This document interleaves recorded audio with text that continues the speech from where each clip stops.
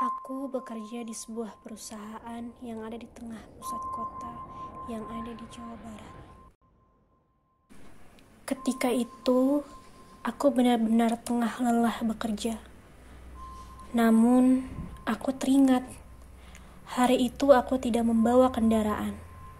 Karena saat hendak berangkat kantor, mobilku tidak bisa di-starter. Jadi, aku memutuskan pergi menggunakan ojek online. Namun, ketika pulang kerja, tiba-tiba petir menyambar kencang. Kota ini seperti menyambut hujan deras yang menyusul.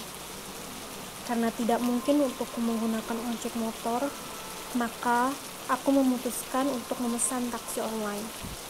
Di tengah hujan yang makin deras, taksi online yang aku pesan pun tiba. Seperti biasa, driver pun menyapa dengan ramah. "Selamat sore, dengan Mbak Tina betul ya?" "Iya Pak, betul."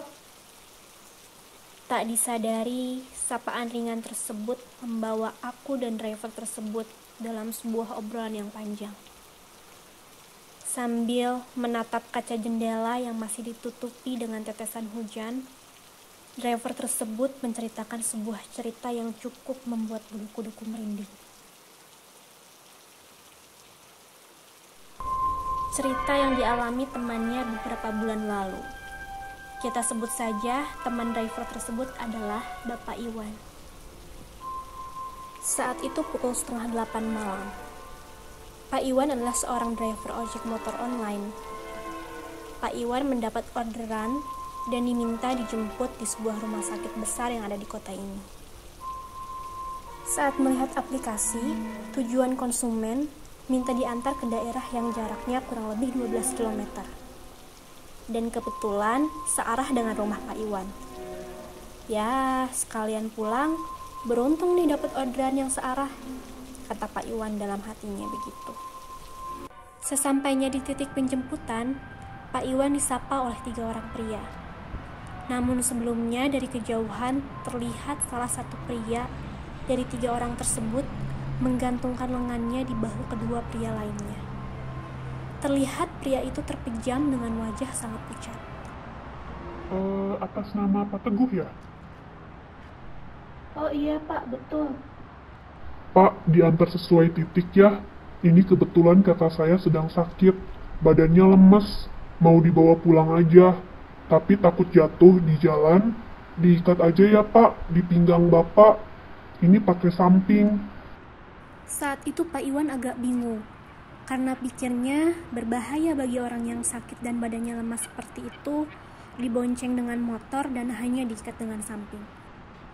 Maaf Pak, apa nggak lebih baik pakai ambulans atau taksi online aja?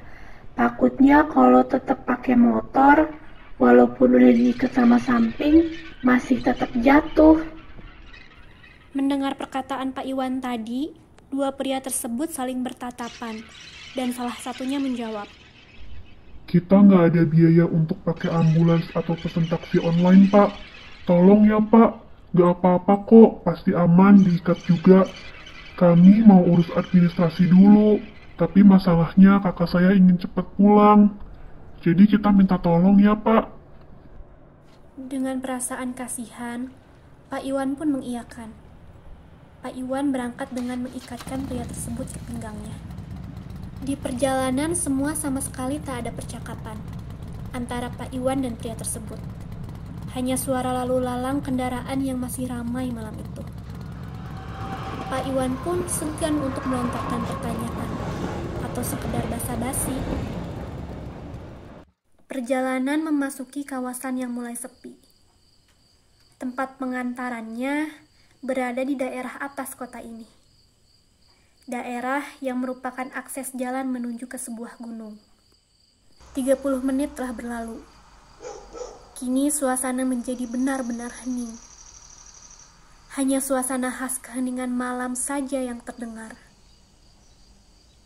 Pak Iwan nampak sudah dekat ke tempat tujuan. Ia mencari alamat yang sesuai tertera di aplikasi. Jalanan yang minim dengan pencerahan membuat jarak pandang Pak Iwan tidak begitu jauh. Hanya aplikasi map yang menuntunnya menemukan tujuan. Karena ia masih segan bertanya pada pria yang ia bonceng. Pak Iwan pikir pria tersebut tertidur. Nomor 17, 18. Nah, ini nomor 19. Rumah yang ada di tanjakan jalan sempit. Inilah titik entarnya. Rumah yang terlihat tipikal rumah di perkampungan dengan kebun kecil di sampingnya.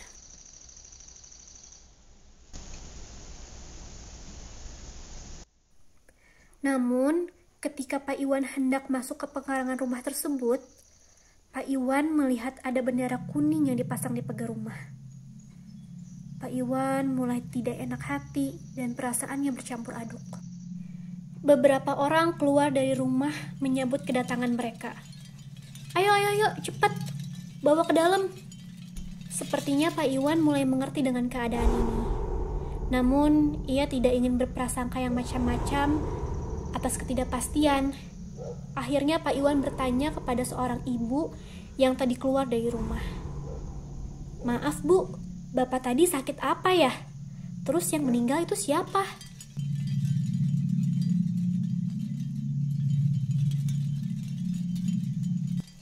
Ibu tersebut menjawab dengan agak terbata. Aduh Pak, saya ucapkan terima kasih banyak Pak, sudah bantu kami. Yang tadi bapak saya. Semuanya mendadak Pak. Terima kasih ya Pak sudah mengantarkan almarhum ke sini.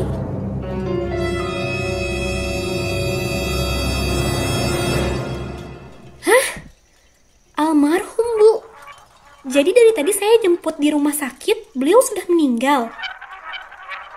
Iya, betul Pak. Saat ini Pak Iwan benar-benar kaget. Bulu kuduknya merinding, mukanya terlihat sangat pucat. Bercampur kesal, Pak Iwan meninggalkan rumah tersebut. Ia mempercepat laju motornya. Rasanya ia ingin benar-benar cepat sampai rumah. Ya ampun, tega banget ya keluarga almarhum tadi ngebohongin saya. Walau emang benar mereka kesulitan untuk memesan ambulans dan taksi online, bukan begitu juga caranya. Begitulah yang terlintas di pikiran Pak Iwan saat perjalanan pulang. Sesampainya di rumah, ia langsung tidur dan tidak ingin membahas bahkan memikirkan kejadian yang tadi. Terus Pak, gimana? Apa ada kelanjutannya? Tanyaku penasaran pada driver yang mengantarkanku pulang. Dengar-dengar sih Mbak, katanya Iwan sakit 2 minggu setelah kejadian itu. Saking pikirannya kemana-mana, macam-macam. Baju, celana, jaket yang dia pakai waktu antar mayat itu dia bakar. Malah motornya juga dia jual.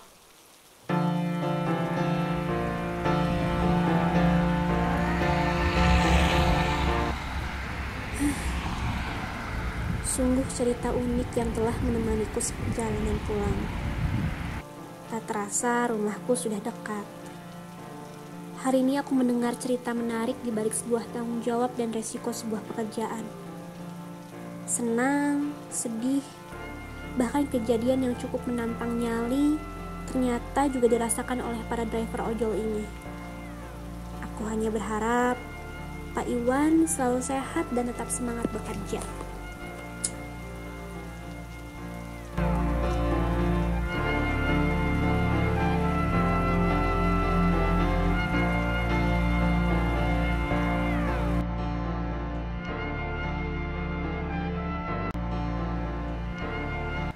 Hai friends, terima kasih sudah menyaksikan video ini. Bantu aku untuk support channel ini ya dengan klik like, juga klik tombol subscribe. Jangan lupa juga aktifin loncengnya untuk update video-video terbaru. Terima kasih.